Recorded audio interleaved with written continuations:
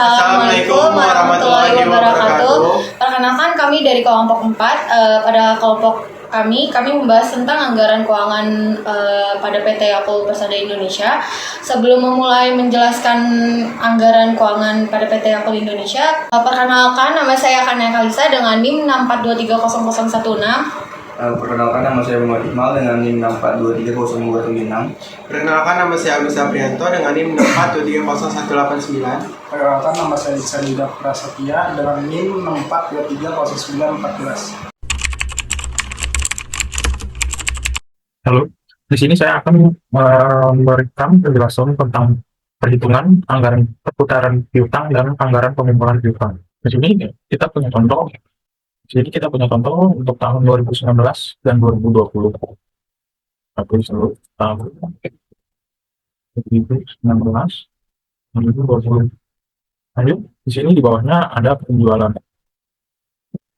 Penjualan di tahun 2019 itu 320 juta. Dan untuk tahun 2020 itu ada 360 juta. Nah, lanjut untuk di sini lagi ada di bawah ada piutang awal.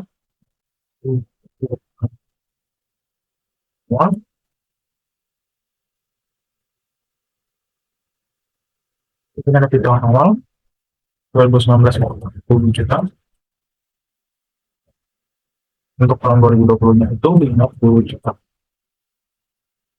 Lanjut di bawahnya lagi ada piutang akhir. Di 2019-nya itu 50 juta. Untuk tahun 2020-nya itu 40 juta. Kita buat tabel dulu.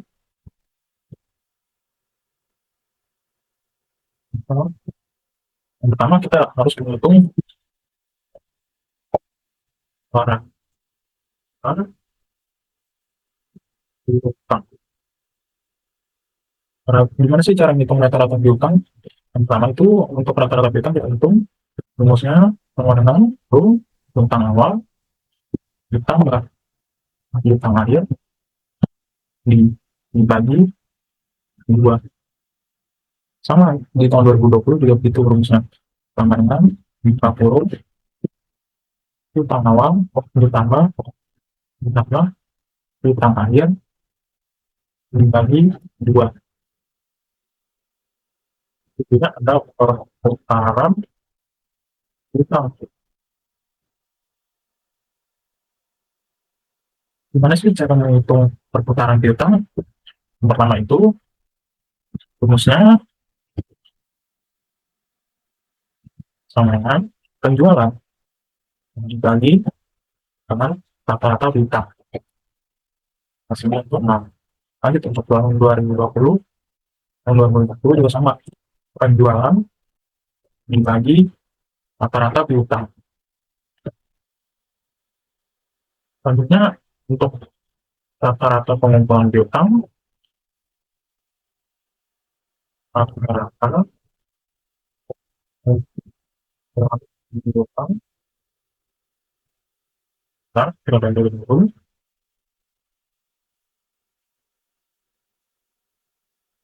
rumusnya gimana sih rata-rata pengumpulan piutang? Pengumpulan piutang itu rumusnya sama dengan 365 dibagi dengan perputaran piutang 57. Terus sama dengan 2020 juga itu rumusnya 365 dibagi perputaran piutang tahun 2020. Selanjutnya di sini saya punya data tentang PT Yakult. Keterangannya 2024 untuk penjualan bersihnya 43 miliar 431 juta 44.640 perak. Untuk piutang awalnya itu 800 juta, piutang akhirnya 500 juta. Selanjutnya dari sini kita pindahkan ke sini untuk kita hitung berapa sih rata-rata piutang, perputaran piutang, dan rata-rata pengumpulan piutangnya.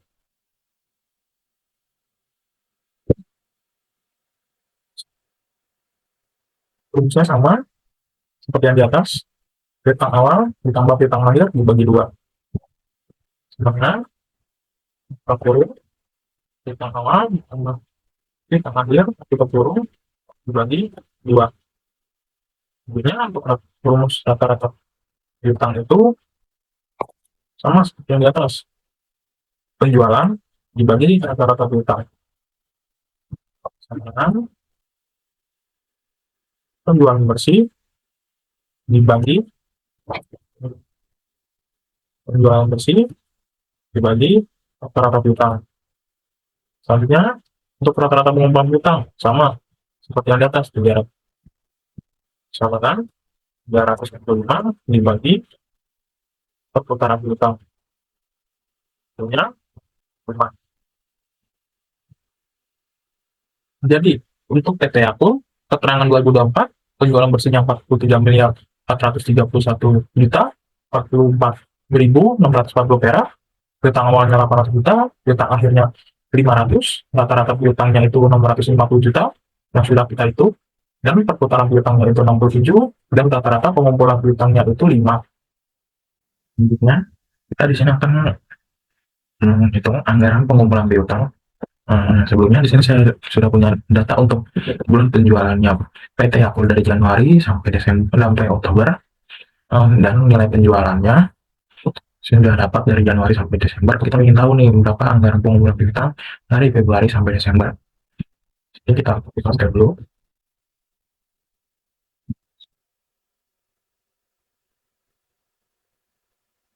Terus ini kenapa sih kita menghitung dari anggaran pengumpulan piutang itu kenapa tidak dari Januari, tapi dari Februari sampai Desember? Karena di Januarinya tersebut sudah ada anggaran pengumpulan piutangnya itu 2.765.753.874 perak. Maka kita akan menghitung dari Februari sampai Desember. Terus kita terus dulu. Hari bisa nilai penjualan Januari tadi 75%. Lanjutkan untuk perhitungan kedua. Perhitungan ini pertama ini 5%. Terus hasil perhitungan ke-1 kurang hasil perhitungan kedua. Terus selanjutnya untuk keempat, nilai penjualan Januari tadi 20%. Nah, hasil dari ini yang perhitungan ketiga ditambah hasil perhitungan keempat sama dengan hasil dari ini nih perhitungan terakhir 2.523.385.410 perak dipindahkan ke sini.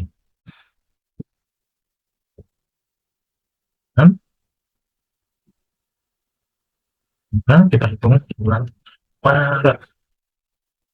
Nah, nilai penjualan Januari dikali 5%. Kenapa sih beda? Dari sana sih beda. Untuk awal perhitungannya di sini, kalau untuk si Februari 75%, untuk Maret ini 5%.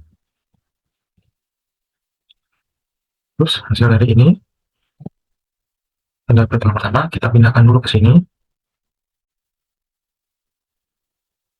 Untuk masuk ke bulan Maret. Untuk nilai penjualan. Dan untuk perhitungannya, nilai penjualan Februari dikali 75%.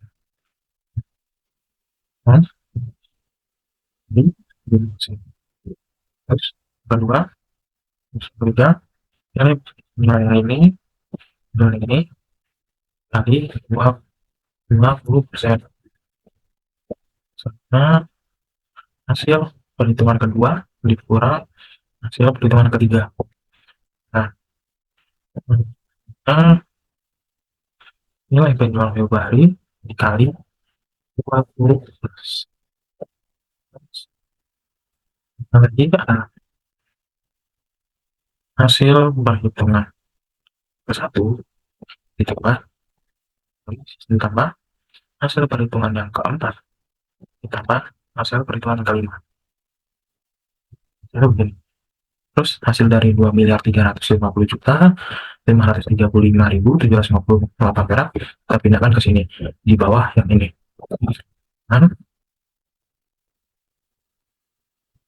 Lainnya kita menghitung bulan April. Nah, sama seperti tadi, nilai penjualan Februari kali 5%. Terus dari hasil ini kita bacakan box ini. Nah, lalu kita lagi di sini. Pada itu penjualan Maret tapi 75. Nah, hitung lagi hasil perhitungan kedua tapi 5%. Ulangi lagi hasil perhitungan kedua ditolak hasil perhitungan yang ke terus selanjutnya nah, hasil jualan Maret jadi 20%. Terus sama seperti tadi perhitungan yang pertama ditambah, nah perhitungan yang keempat ditambah lagi perhitungan yang kelima. Lanjutnya dari hasil ini kita bedakan lagi ke sini.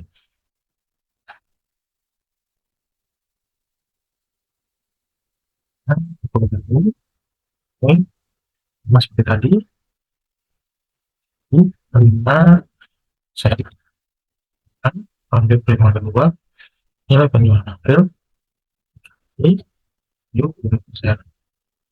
Nah, perhitungan lagi hasil perhitungan kedua tapi 5%. Dan hasil perhitungan kedua kurang hasil perhitungan ketiga. Kembali lagi nilai penjualan April dikali ini 20.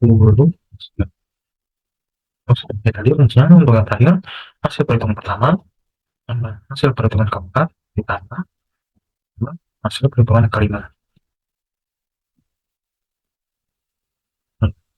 Nah, maaf di sini yang pertama itu harus kita bedakan dulu seperti bulan Maret dan April. Ini kita di bawahnya lagi tuh kita masukkan yang perhitungan terakhirnya, perhitungan terakhir yang baik. Nah, bulan Juni selanjutnya untuk bulan Juni berarti ambil April dikali seperti tadi 5%. Bentuknya ini kita pindahkan dulu ke sini hasil kita masuk hitungan ini kita masukkan ke tabel. Oke.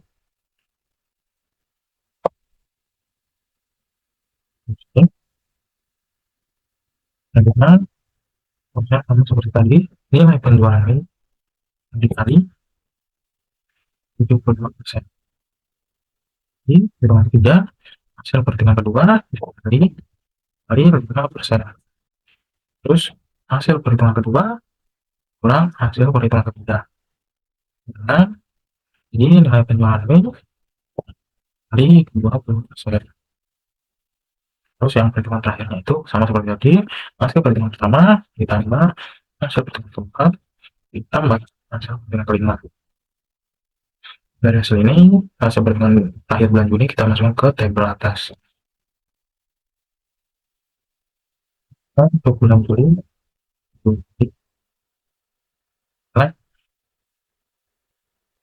penjualan Mei tadi jadi nilai penjualan Juni setiap hari 75% sama seperti tadi. Hasil perhitungan kedua kali 5%. Lagi perhitungan kedua dikurang hasil perhitungan ketiga. Betul. Terus yang di sini nilai penjualan Juni kali 40%. Nah, seperti tadi hasil perhitungan pertama tambah perhitungan keempat tambah lagi hasil perhitungan kelima. Nah, sebagai Agustus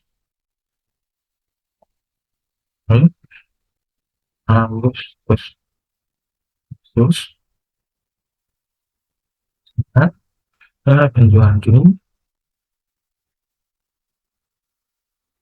ini dikali 5%. Belum kita masukkan dulu yang ini, masukkan dulu yang ini ke tabel atas dan perhitungan itu masukkan juga terus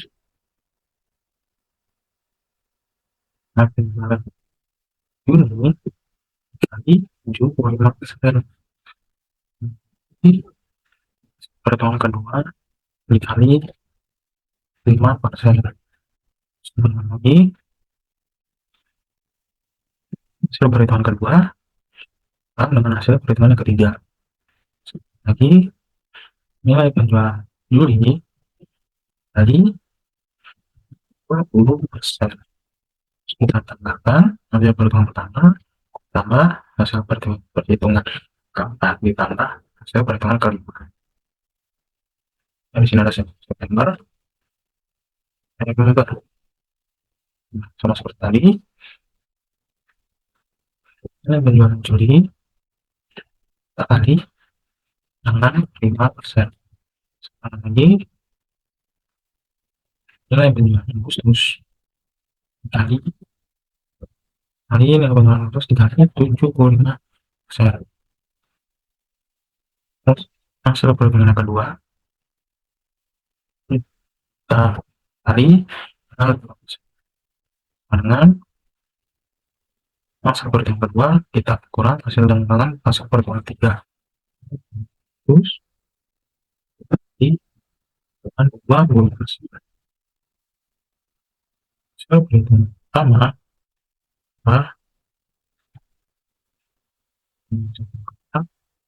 iya mana hasil perhitungan ketiga. Nah, biasanya kita membahaskan di mana kita masukkan,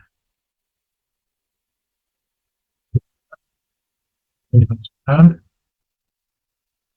kita juga masukkan.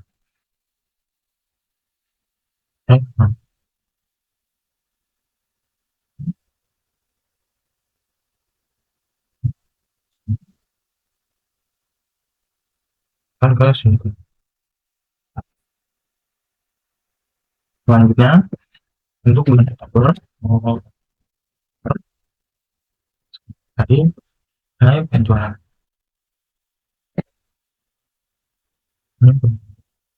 Agustus di 6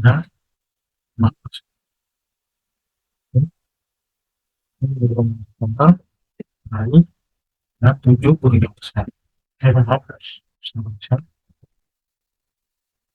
Ini 75%. Ini perhitungan kedua kali terus perhitungan kedua kita kurang dengan hasil perhitungan ketiga. Ini nilai penjualan Agustus kali nilai kedua dengan 20. Perhitungan pertama hitung keempat tambah dengan perhitungan kelima. Jadi kan kita masukkan ke sini perhitungan pertama pertama kita masukkan ke sini. Bentar.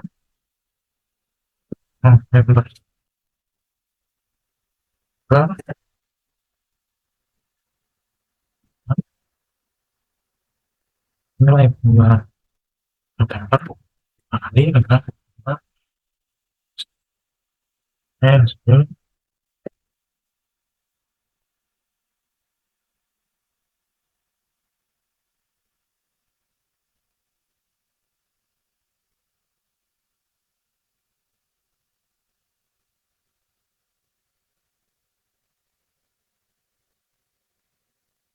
ya rumusnya nilai penjualan September kali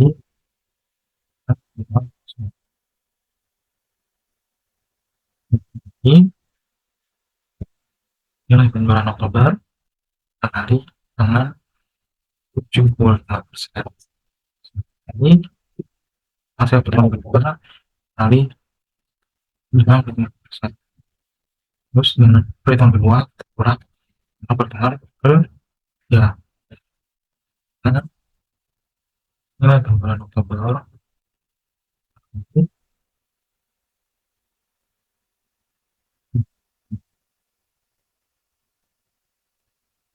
hasil ini satu potongan ke 4 ditambah ini dengan hasil potongan ke 5 terus kita lakukan ke sini betul dan hasil potongan terakhirnya November kita masukkan ke terus kenapa sih di sini kita hanya stop sampai di November. Desember kita ambil dari sini saja 447 317 27 perak untuk Desember.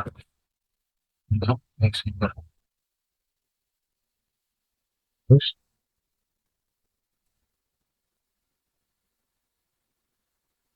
kita di sini juga totalnya kita sudah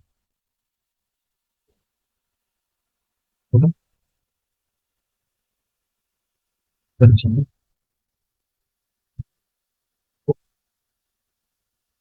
kita sampai Desember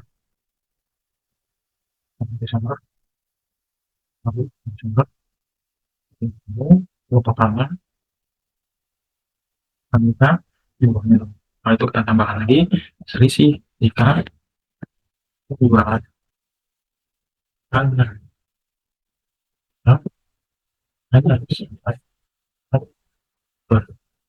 fokusnya gimana sih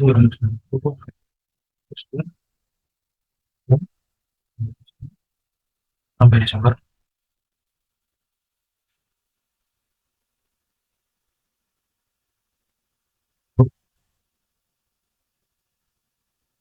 Jadi total dari Januari sampai Oktober itu 43 miliar 431 juta 44 perak 641. Terus selisih jika penjualan hanya sampai Oktober yaitu 41 miliar 104 juta 47 perak 719. Saya akan membahas tentang anggaran penerimaan kas dari PT Yakult. Nah, bisa dilihat di sini untuk bulan Januari itu piutangnya kosong. Kemudian untuk pendapatan lainnya atau merchandising itu kita berasumsi sebesar Rp500.000. Dan untuk di bulan Februari itu piutangnya itu sebesar Rp2.385.410. Itu bisa dapat dari anggaran penerimaan piutang ini. Bisa dilihat. Terus kemudian untuk pendapatan lainnya itu kita berasumsi sebesar Rp912 juta. Untuk mencari totalnya dari piutang dan pendapatan itu kita tambah. Dan ditambah dari sini. Untuk bulan Maret sama, kita lihat di penerimaan bulan Maret.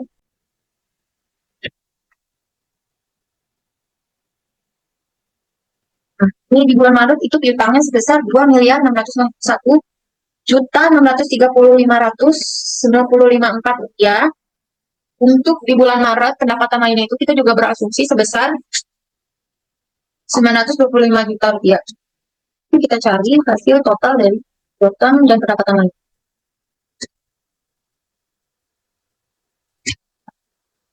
Hasilnya itu sebesar Rp3.586.935.954 juta. Di bulan April juga sama, kita lihat di anggaran penerimaan utang.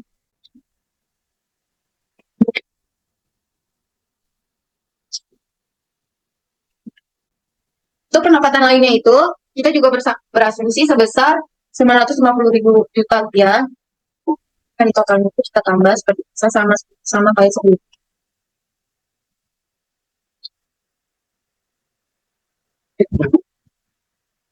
Nah, total hasil dari bulan April itu untuk penerimaan kasnya itu sebesar Rp3.611.633 juta. Juta Rp952.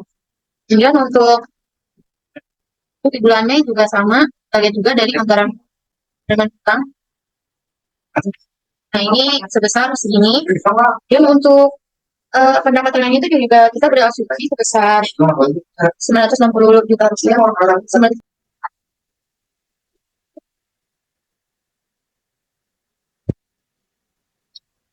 Nah, total segini untuk penerimaan kas di bulan Mei. Ini juga sama, kita lihat juga dari penerimaan anggaran dengan utang segini dan juga. Dan untuk pendapatan ini juga kita berasumsi sebesar Rp60 juta. Itu mencari kas bulan. itu kita tambah.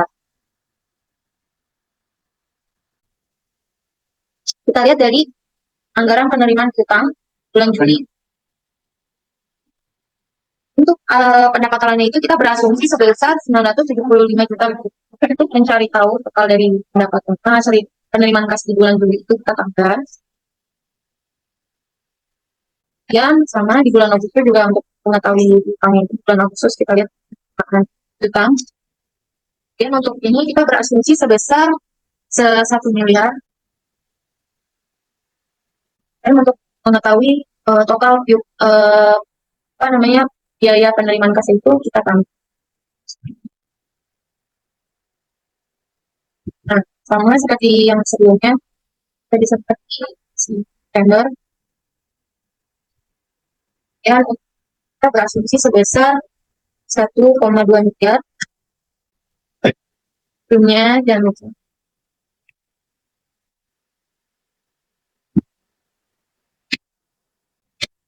Sama kita lihat di penerimaan utang. Untuk pendapatan lainnya itu kita berasumsi sebesar 1,3 miliar. Mengetahui dari kas di bulan Oktober kita tambah.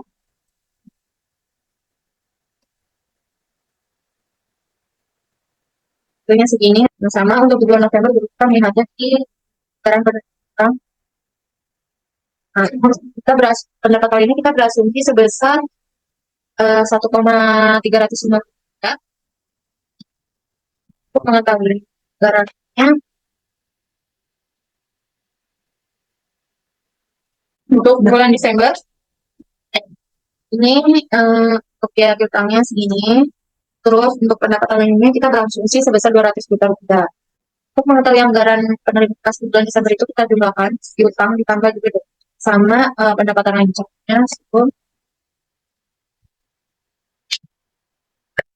Kemudian di sini saya akan menjelaskan lagi anggaran pengeluaran kas pada PT Yakult. Untuk di bulan Januari itu biaya pembelian lain itu kita berasumsi sebesar 300 juta. Bulan Februari kita itu berasumsi biayanya sebesar 300. Nah, ini kita 305. Bulan Maret itu 310 juta. Untuk bulan April itu 260 juta. Bulan Mei kita berasumsi sebesar 280 juta. Untuk di bulan Juli itu kita berasumsi sebesar 300 juta. Yang ini 270 juta. Bulan Agustus itu kita berasumsi sebesar 315 juta. Di bulan September kita berasumsi sebesar 330 juta. Di Oktober kita berasumsi sebesar 340 juta. November kita berasumsi sebesar 330 juta. Nah, untuk Desember kita berasumsi sebesar 325 juta. Kemudian untuk biaya dari pengeluaran lain itu kita juga berasumsi untuk di bulan Januari itu kita berasumsi sebesar 250 juta, di bulan Februari 255 juta. Dan di bulan Maret kita berasumsi sebesar 260 juta. Bulan April itu kita kosong untuk pengeluaran lainnya. Terus kemudian 270 juta. Untuk di bulan Juni 240 juta. Bulan Juli kita berasumsi sebesar 130 juta. Di Agustus kita berasumsi sebesar 225 juta. Untuk di bulan September kita berasumsi sebesar 250 juta. Dan untuk di Oktober dan November dan juga Desember itu kita berasumsi sebesar 260 juta. Desember itu 300.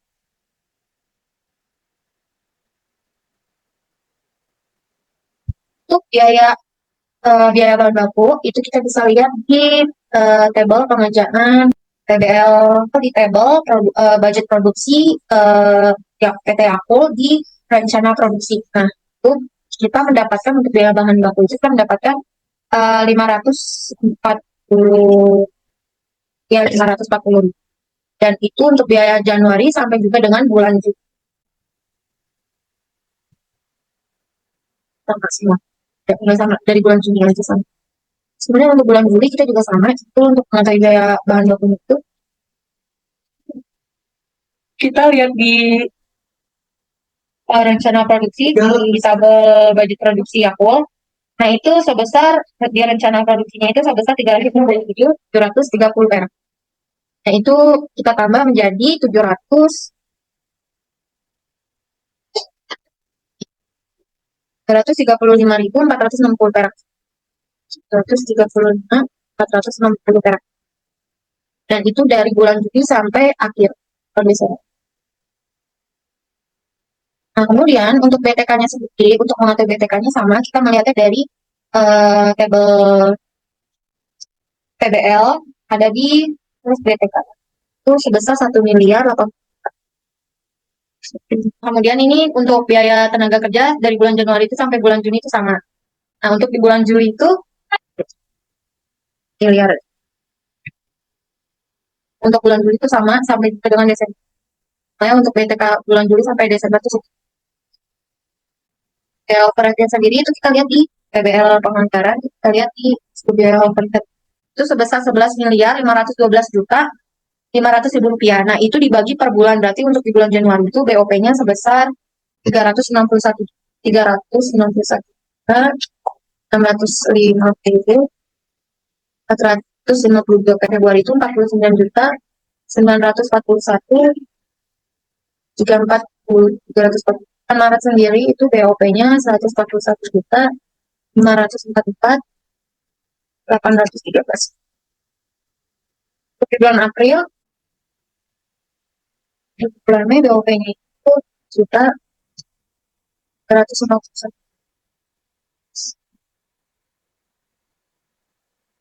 Uh, 351. Saya lupa. Hmm.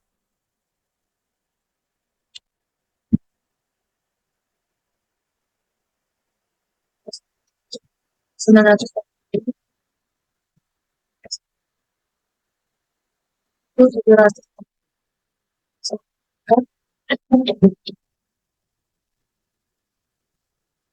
Agustus itu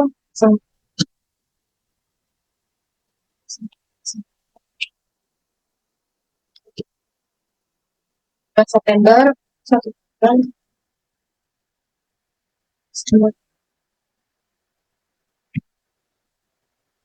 Bulan Oktober, November dan Desember.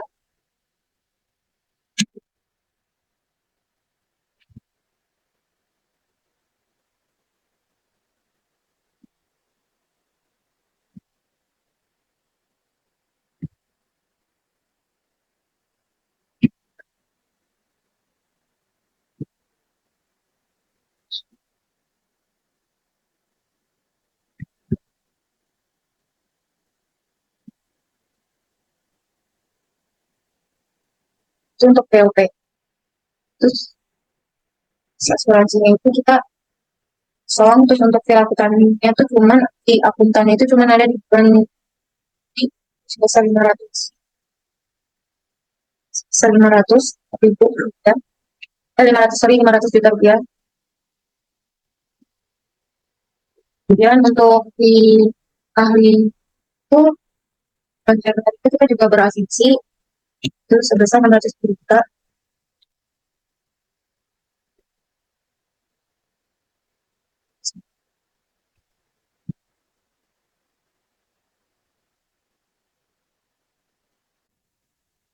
Ini baru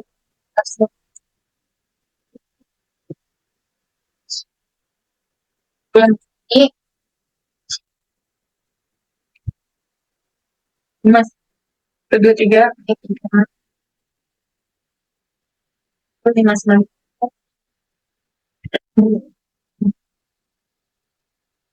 terus 600 berasumsi Septembernya 600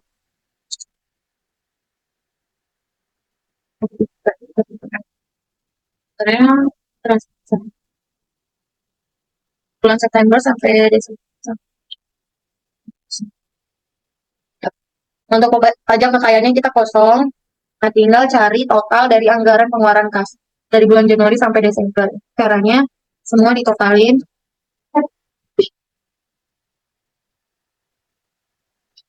Hasilnya segini. Terus kemudian sama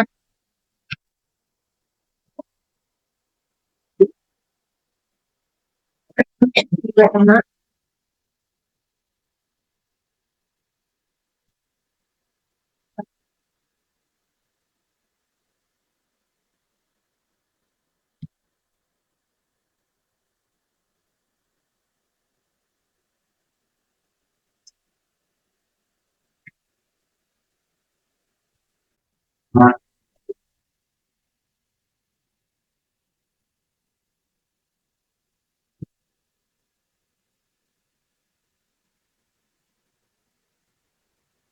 Kemudian di sini saya akan menjelaskan juga anggaran kas sementara pada PT Akul. Nah, untuk di bulan Januari itu biaya saldo awalnya itu kita berasumsi sebesar 2,5 M. Untuk penerimaannya kita bisa lihat di sini.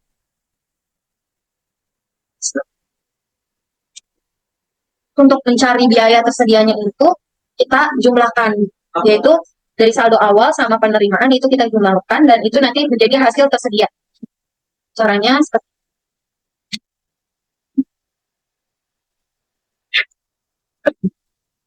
ini 500 tersedia.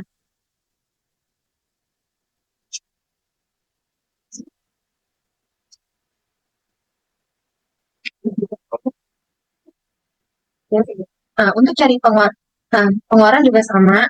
Kita lihat dari sini. Untuk mencari biaya saldo aktif itu,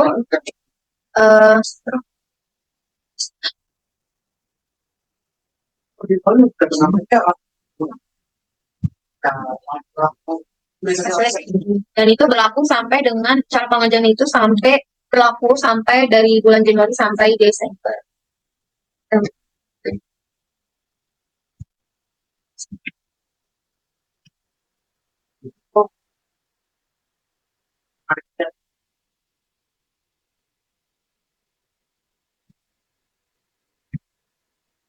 Nah,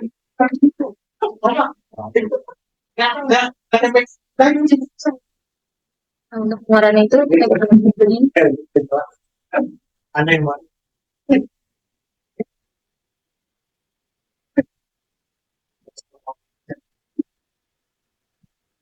Nah, untuk hasil bulan Februari.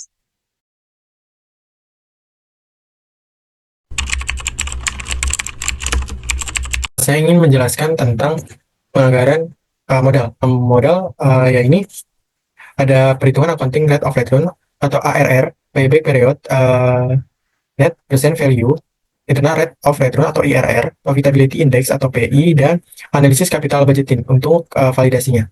Pertama kita harus mengerjakan perhitungan accounting rate of return atau ARR. Untuk soalnya tahun 2021 sampai 2025. Untuk proyek E dan Y nominalnya sebesar segini. Dan modal awalnya adalah 9 miliar. Untuk proyek E dan Y, ya ini untuk nominalnya miliaran semua, dan untuk nolnya ada keterangan di atas. Ini untuk pengerjaannya boleh di copy untuk soalnya. Untuk ARR sendiri menunjukkan persentase keuntungan dan investasi yang digunakan untuk memperoleh keuntungan yang diperuntukkan adalah keuntungan bersih setelah pajak. Rumusnya ya ini IT-nya di sini, dan I0.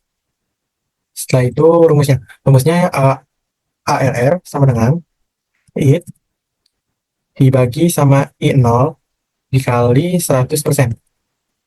Kita jumlahkan seluruh proyek E. Jumlahkan semuanya, dan Y sama.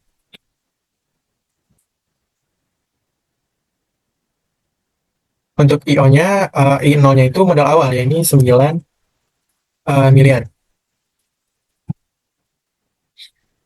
Dan rumusnya IT sama dengan buka kurung 2, ARR sama dengan buka kurung 2 IT dibagi I0 tutup kurung dikali dengan 100%. Totalnya 1,22, dan sama untuk rumusnya IT dibagi I0 tutup kurung dikali 100%. Untuk ARR, proyek E sebesar 1,22 dan proyek Y 1,56. Untuk payback period ada dua kolom, yaitu proyek E dan proyek Y. Boleh di copy aja. Terus kas kumulatif. Ini modal awalnya di minus, atau bisa dibilang untuk menentukan apa suatu alternatif hasil investasi itu diterima atau tidak dilakukan dengan cara membandingkan proyek membandingkan payback period dan proyek yang sedang dipertimbangkan. Payback period itu sendiri untuk mengukur seberapa cepat waktu yang dibutuhkan oleh perusahaan untuk mengembalikan modal investasi awal yang dikeluarkannya, yang diperuntukkan dari uh, pro project. Cara menentukan payback period adalah dengan mengurangi investasi modal awal. Jadi dengan mengurangi investasi awal 9 miliar. Dan di sini 9 miliar, minus 9 miliar, itu untuk rumusnya ditambahkan. Ini sebesar 4 miliar. Ini boleh di copy sampai 0 untuk proyek E-nya. Dan ini salah. Ini kita dari tahun 2020. Boleh di copy. Investasi awalnya di 2020. Untuk pengerjaannya ya ini ditambah. Jadi investasi awal ditambah sama investasi yang kedua. Ditambah 4 miliar. Begitu seterusnya. Untuk rumus payback period proyek E atau rumus payback period ya ini proyek E sama dengan 2 tahun ditambah buka kurung di sini minus 2.000 dan 3.000 untuk pengembaliannya di tahun 2023 atau antara 2022 dan 2023. Jadi untuk menghitungnya 2.000 dibagi dengan 3.000 dikali dengan 12 bulan sama dengan 8 bulan. Jadi untuk payback period proyek E ya ini 2 tahun 8 bulan untuk melihat hasil dari investasi. Untuk proyek E sama aja dengan proyek E 2020, boleh ditarik copy aja. Dan untuk proyek E-nya ini 9 miliar. Arus kas kumulatif ini minus, jadi awal mula investasi sama aja ditambah.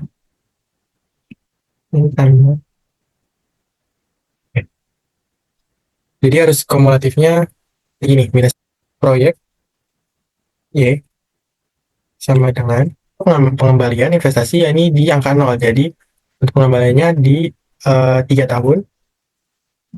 Nah, untuk pengembalian investasi dari payback period proyek Y, ya ini 3 tahun, dikarenakan untuk pengembaliannya 0, arus kas kumulatifnya di 3 tahun. Untuk payback period proyek Y di 3 tahun. Setelah itu kita mengerjakan metode net present value project E atau project Y. Jadi metode net present value atau NPV ini menghitung nilai sekarang atau present value semula projects yang dikumpulkan proyek dengan menggunakan diskon rate atau suku bunga kredit yang dibayarkan investor dikurangi jumlah investasi awal. Selisihnya disebut net present value.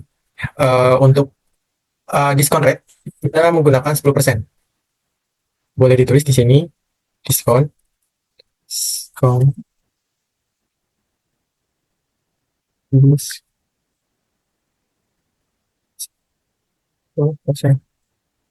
Jadi untuk menghitung net present value, ya ini di sini ada tahun di soal tahun dan proyek E. Di sini ada waktu periode, di sampingnya diskon rate, itu di sampingnya nanti di samping ini adalah rumus 2 kolom ini. Untuk waktu periode, yakni jadi untuk tahunnya sama dengan sama dengan 1, yaitu di tahun pertama, tahun 2021, dan seterusnya. Untuk 4, tahun kedua, tahun keempat, kedua, 3, 4, dan 5. Diskon rate-nya adalah 10% atau 0,1.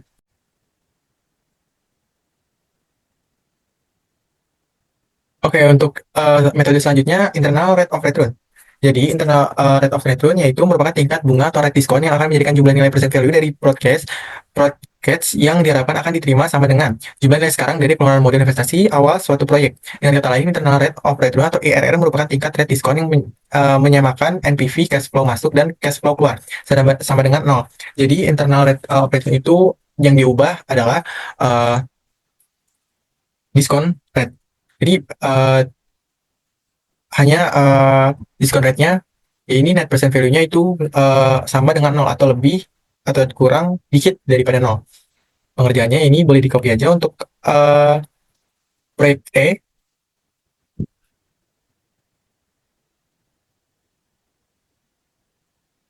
Oke. Tadi. Rumusnya sama dengan NPV.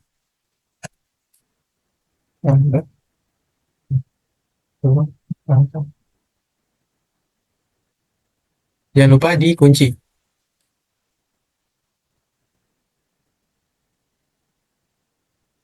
Rumus keduanya juga sama.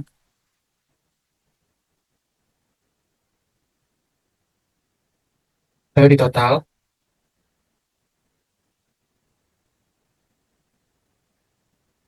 investasi awalnya 9 miliar. Untuk net present value-nya sama.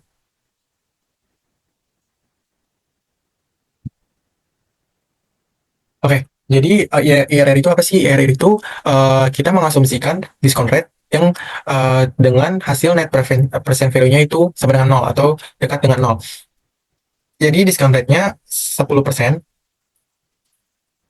kita ubah menjadi 11%. Lebih besar daripada 10%. Atau lebih kecil banget dari 0. Kita 9%, lebih besar daripada 10%. Dia lebih jauh dari 0. Jadi kita memakai 10% aja. 53. Dan yang Y sama, boleh di-copy aja.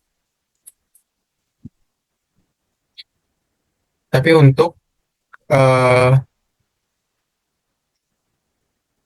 rumusnya dimanualkan atau diketik ulang.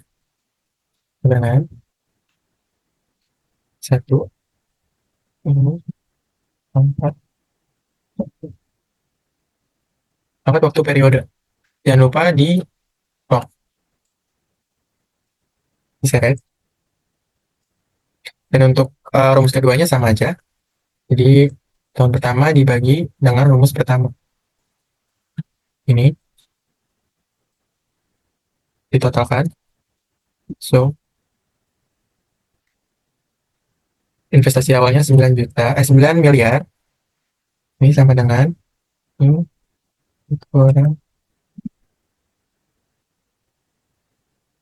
Jadi untuk asumsinya kita asumsikan sendiri. Misalkan 15%.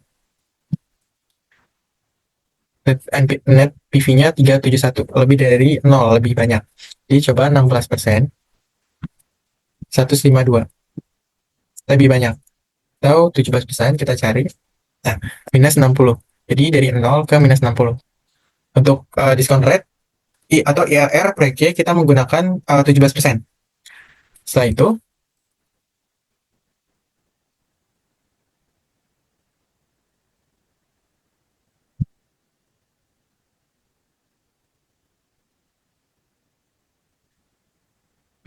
setelah itu profitability index atau PI.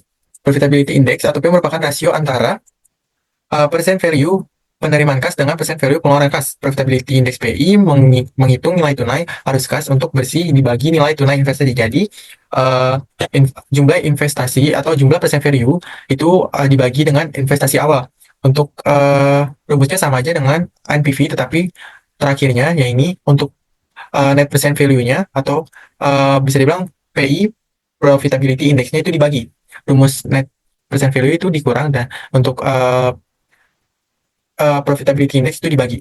Jadi tinggal di copy aja dari add percent value. Proyek Y, kita hitung, kita hapus aja. Rumusnya sama aja, cuma hanya di akhir itu dibagi.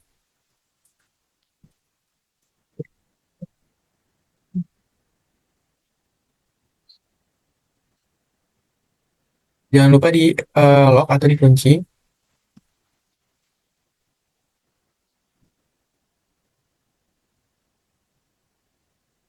Rumus kedua juga sama seperti NPV.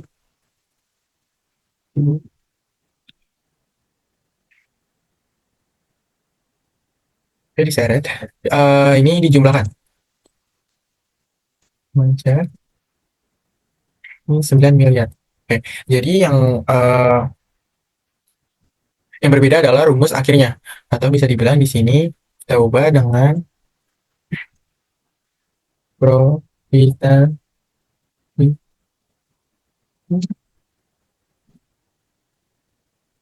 Proyek B.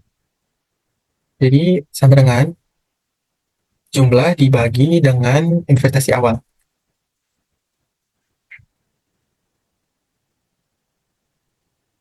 Oke. Jadi profitability index proyek E sebesar 1,006. Yang profit index atau PIP proyeknya sama, boleh di copy aja.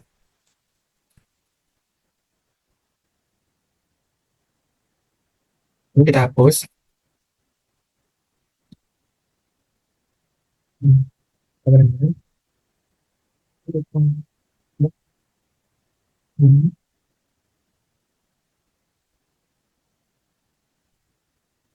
Jangan lupa dikunci.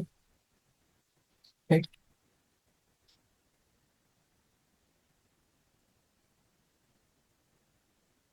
Yang rumus kedua sama.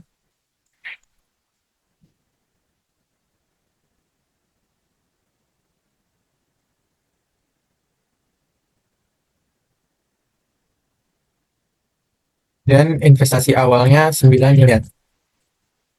Untuk profitability index proyek Y, kita ubah ini.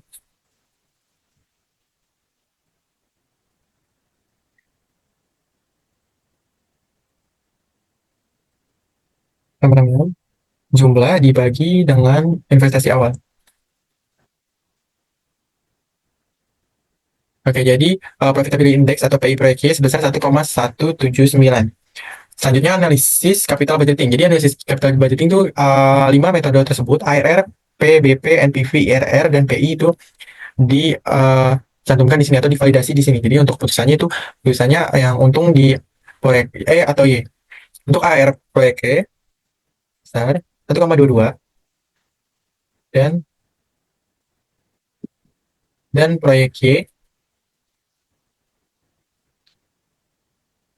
Jadi untuk putusannya kita ambil di proyek Y sebesar 1,56.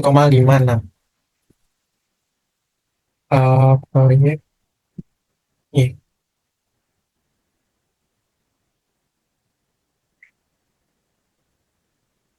Untuk PBP-nya proyek E sebesar 2 tahun 8 bulan. Nah, untuk PBP proyek E itu 2 tahun 8 bulan atau bisa dibilang PBP itu investasi balik modalnya itu di 2 tahun 8 bulan. Dan yang Y besar 3 tahun. Jadi di keputusannya di proyek E dikarenakan balik modalnya di 2 tahun 8 bulan.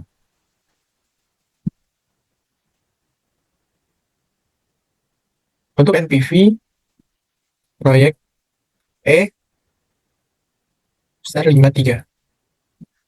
Untuk NPV proyek Y sebesar 53. Dan NPV proyek Y 1607.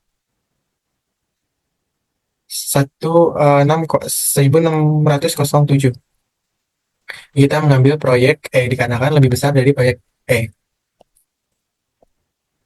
Yaitu IRR proyek E sebesar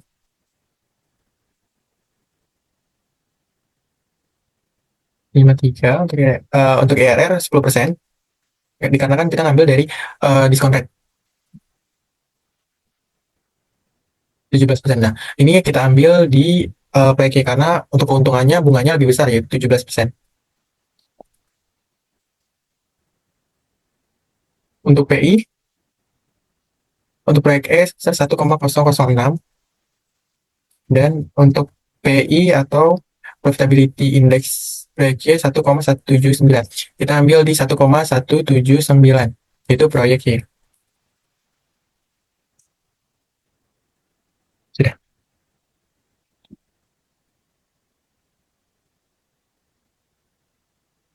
Untuk rumus percent value, ya ini, untuk rumusnya sama dengan bukan kurung 1 ditambah 10% pangkat 1 atau pangkat waktu periode tahun pertama 1,1. Boleh di F4. Bentar. Diseret. Ini tinggal diganti aja untuk pangkatnya.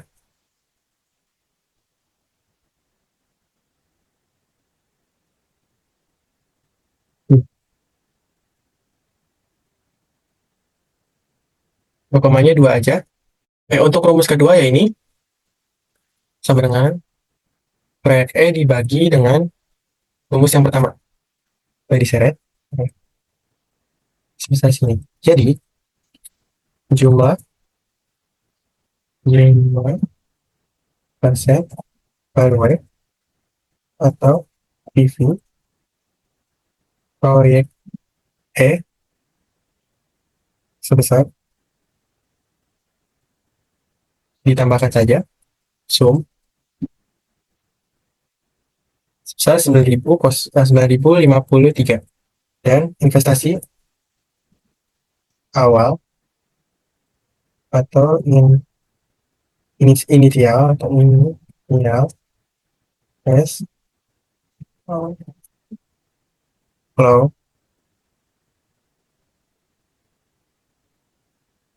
atau cash investasi awal atau modal awalnya, ya ini 9 miliar. Dan net percent value proyek E itu dikurang aja jumlah dikurang sama investasi awal.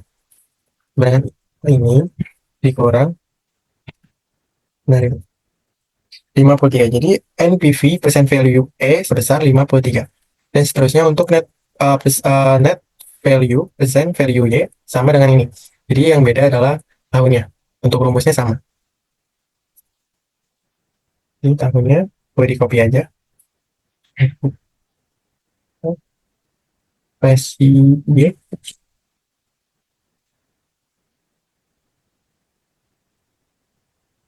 Untuk rumusnya sama. Ini yang rumus sama dengan 1 ditambah dengan diskon rate kurung pangkat waktu periode.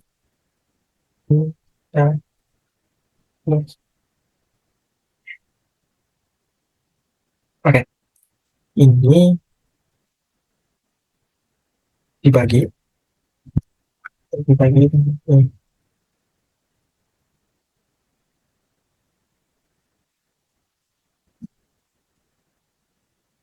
ini project Y.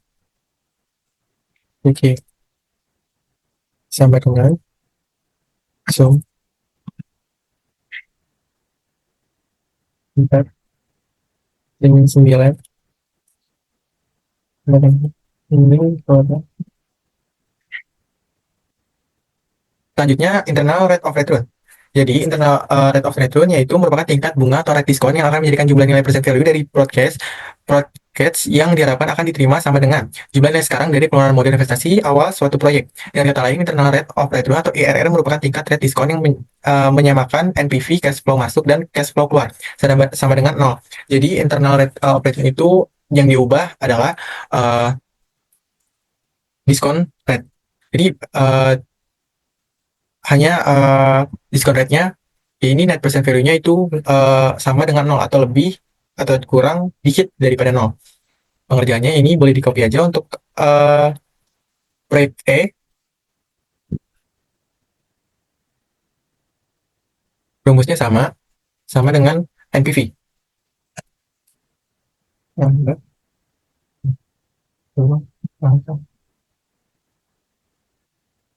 Jangan lupa dikunci.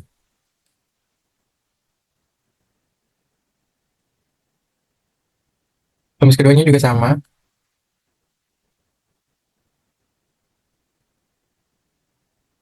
Lalu di total,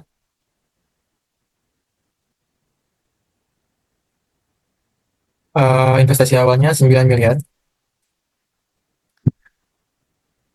Untuk net present value-nya sama.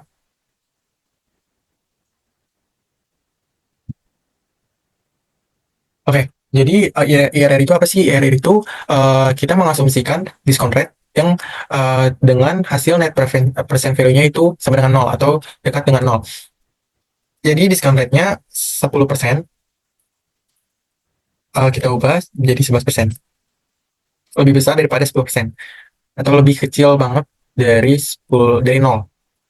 Kita 9%, lebih besar daripada 10%. Iya, lebih jauh dari 0. Jadi kita memakai 10% aja. 53. Dan yang Y sama, boleh di copy aja. Dengan 1, 4, angkat waktu periode. Jangan lupa diseret. Dan untuk rumus keduanya sama aja. Jadi tahun pertama dibagi dengan rumus pertama. Ini ditotalkan. So, investasi awalnya 9 miliar. Ini sama dengan ini kurang. Jadi untuk asumsinya kita asumsikan sendiri. Misalkan 15%. Net PV-nya 371, lebih dari 0, lebih banyak. Jadi coba 16%. 152. Lebih banyak. Atau 17% kita cari. Nah, minus 60. Jadi dari 0 ke minus 60. Untuk discount rate atau IRR proyek kita menggunakan 17%. Oke. Setelah itu profitability index atau PI. Profitability index atau PI merupakan rasio antara percent value penerimaan kas dengan percent value pengeluaran kas. Profitability index PI menghitung nilai tunai arus kas untuk bersih dibagi nilai tunai investasi. Jadi jumlah investasi atau jumlah percent value itu dibagi dengan investasi awal. Untuk rumusnya sama aja dengan NPV, tetapi terakhirnya ya ini untuk net present value-nya atau bisa dibilang PI, profitability index-nya itu dibagi. Rumus net present value itu dikurang dan untuk profitability index itu dibagi. Jadi tinggal di copy aja dari net present value. Proyek Y, kita hitung, kita hapus saja. Rumusnya sama aja, cuma hanya di akhir itu dibagi.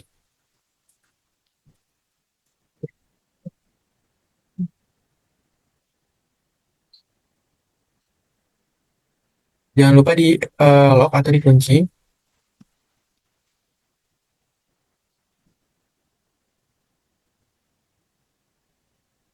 Rumus kedua juga sama seperti NPV.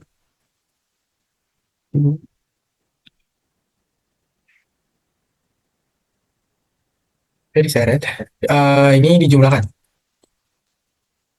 Mencet. Ini 9 miliar. Oke, jadi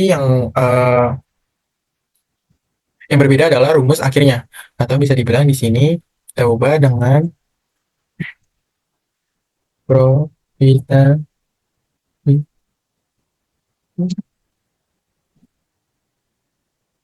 Oke. Jadi sama dengan jumlah dibagi dengan investasi awal.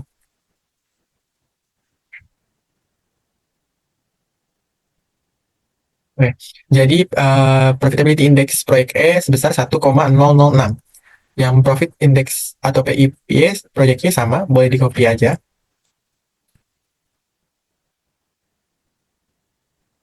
Jangan lupa dikunci. Oke.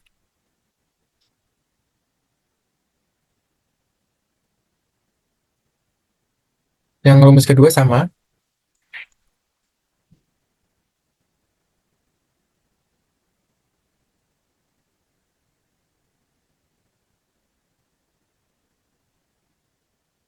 Dan investasi awalnya 9 miliar. Untuk profitability index proyek Y, PUP ini,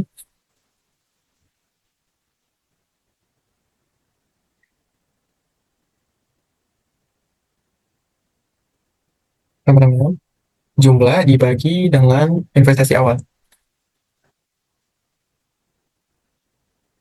Oke, jadi profitability index atau PI proyek Y sebesar 1,179. Selanjutnya analisis capital budgeting. Jadi analisis capital budgeting itu 5 metode tersebut, ARR, PBP, NPV, IRR, dan PI itu dicantumkan di sini atau divalidasi di sini. Jadi untuk putusannya itu putusannya yang untung di proyek E atau Y. Untuk ARR proyek E besar 1,22 dan proyek Y. Jadi untuk putusannya kita ambil di proyek Y sebesar 1,56. Proyek Y.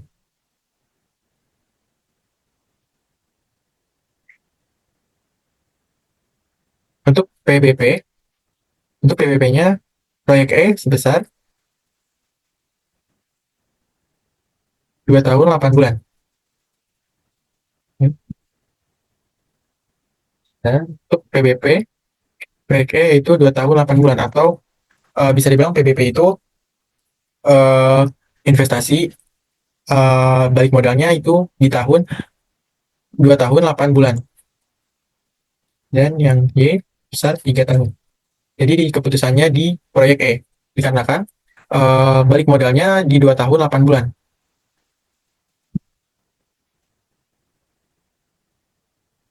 Untuk NPV proyek E besar 53. Untuk NPV proyek Y sebesar 53.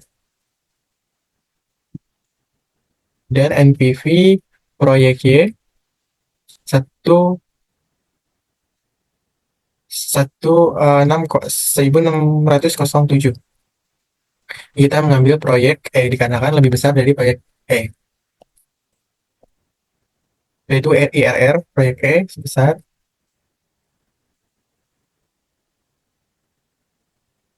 53 untuk IRR 10%. Dikarenakan kita ngambil dari diskon rate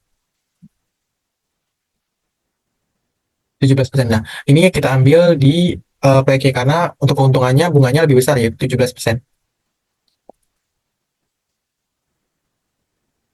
Untuk PI, untuk proyek E 1,006 dan untuk PI atau profitability index proyek Y 1,179. Kita ambil di 1,179 itu proyek Y.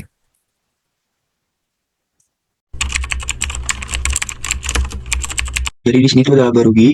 Yang pertama ada penjualan bersih. Penjualan bersih itu dapatnya dari harga jual itu di sini nilainya adalah 43 miliar 431 juta 44 juta 640 ribu rupiah. Terus yang kedua ada harga pokok penjualan. Dapatnya itu dari HPP ini yaitu nilainya adalah 32 miliar 557 juta 590 ribu rupiah. Ada laba kotor. Laba kotor itu dari sini dari penjualan bersih dikurangi harga pokok penjualan. Terus biaya pemasaran itu adalah asumsi. Nilainya adalah 1 miliar rupiah. Terus biaya administrasi umum juga nilainya miliar rupiah. Terus dijumlahin jumlah biaya di total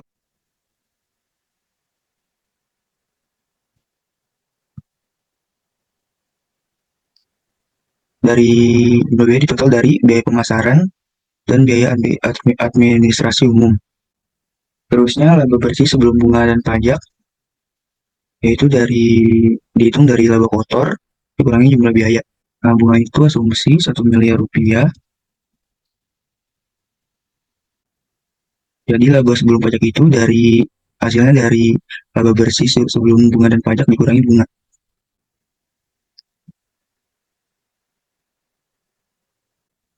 Pajak itu asumsi yaitu 550 juta. Laba bersih setelah pajak itu dari laba sebelum pajak dikurang pajak. Pembayaran dividen adalah asumsi yaitu dengan nilai 2M 500 juta. Laba ditahan itu dari nilainya dapat dari laba bersih setelah pajak dikurangi dengan pembayaran dividen.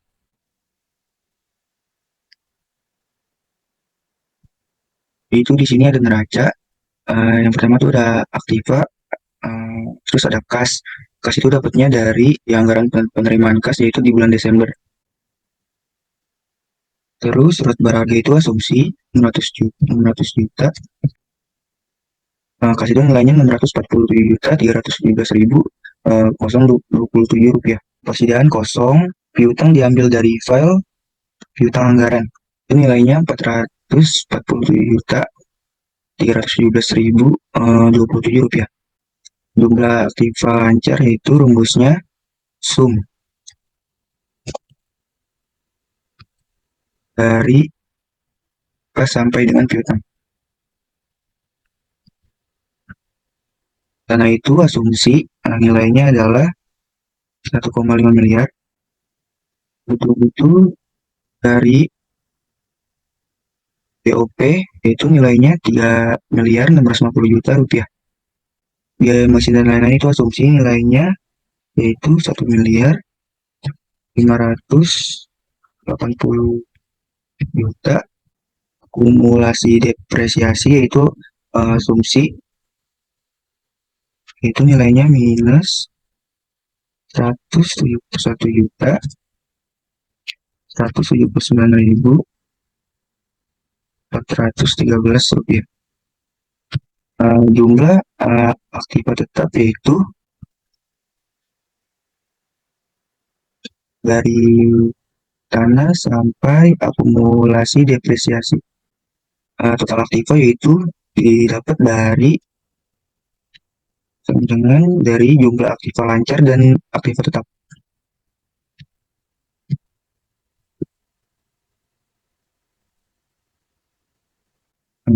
Terus ada pasiva, utang dagang yaitu asumsi nilainya 500 juta. Utang wesel juga asumsi itu nilainya juga 500 juta. Utang pajak juga asumsi yaitu 500 juta. Jumlah utang yaitu pakai rumus sum dari utang dagang, wesel, dan pajak.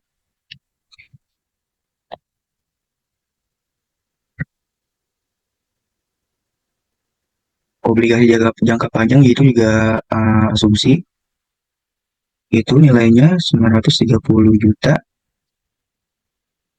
rupiah. Jumlah kewajibannya itu didapat dari jumlah utang dan obligasi jangka panjang.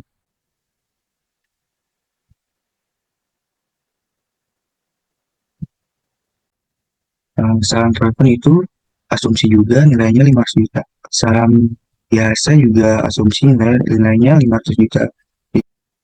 Laba ditahan itu dapatnya dari rugi yaitu nilainya 4.823 juta 454.640 rupiah.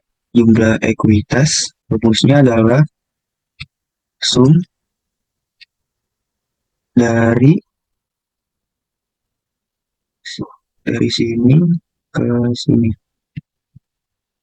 Total pasiva itu didapat dari jumlah kewajiban ditambah jumlah ekuitas. Yaitu rumusnya sama dengan ini tambah Sekian dari penjelasan video kelompok kami. Apabila ada kesalahan dalam perkataan mohon dimaafkan. Wassalamualaikum warahmatullahi wabarakatuh.